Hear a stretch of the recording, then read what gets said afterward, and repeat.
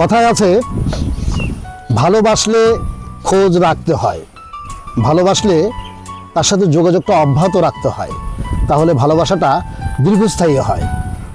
আপনি যতই ব্যস্ত থাকেন না কেন, আপনি যতই কাজের মধ্যে হোক বা অন্যান্য ঝামেলায় হোক, যেভাবে আপনি যত ব্যস্ত থাকেন না কেন, আপনি যদি আপনার প্রিয় মানুষটাকে দিনে অন্তত 2-1 বার যদি যোগাযোগ রক্ষা না করেন, তার সাথে যদি কথা না বলেন, তাহলে কিন্তু একটা সময় যোগাযোগটা হয়তোবা আর স্থায়ী হবে না, হয়তোবা আপনার সাথে যোগাযোগটা বিচ্ছিন্ন হয়ে যাবে, আপনাদের মাঝে ব্রেকআপও হয়ে যেতে পারে।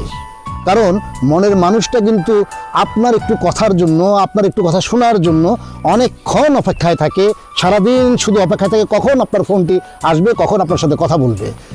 তো সেই মানুষটা যখন আপনার ফোনটি না পায়, সারাদিনে আপনার ব্যস্ততার অজুহাত দিয়ে যখন আপনি তাকে এড়িয়ে চলেন, তখন কিন্তু সেই মানুষটা মনে মনে অনেক কষ্ট পায়, যদিও সে আপনি তার কাছে গেলে সেটা হয়তো প্রকাশ করে না। অতএব যদি আপনার মনের মানুষকে আপনার সাথে আজীবন বেঁধে রাখতে চান, তাহলে আর যাই হোক তার সাথে আপনি যতই ব্যস্ত থাকুন না কেন, তার সাথে যোগাযোগটা রক্ষা করবেন। কারণ একটা জিনিস মনে রাখবেন, মনের সাথে মন যদি হয় বন্দি, সেটাই নাকি প্রেমের আসল সন্ধি। তাহলে প্রেমের আসল সন্ধি যেহেতু মনের সাথে মনের একটা ব্যাপার আছে, অর্থাৎ মনের সাথে মনকে মিলিয়ে রাখতে গেলে যোগাযোগটা অব্যাহত রাখতে হবে। যোগাযোগ ব্রেকআপ করবেন না, যোগাযোগ বিচ্ছিন্ন করবেন না। কারণ যে রাস্তায় দীর্ঘদিন কোনো গাড়ি চলাচল করে না, সেই রাস্তাটাই কিন্তু আগাছায় পরিপূর্ণ হয়ে যায়, তখন সেই রাস্তা দিয়ে কিন্তু আর চলাচলের কোনো রাস্তা থাকে না।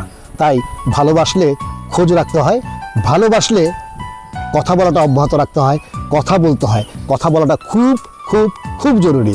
Thank you.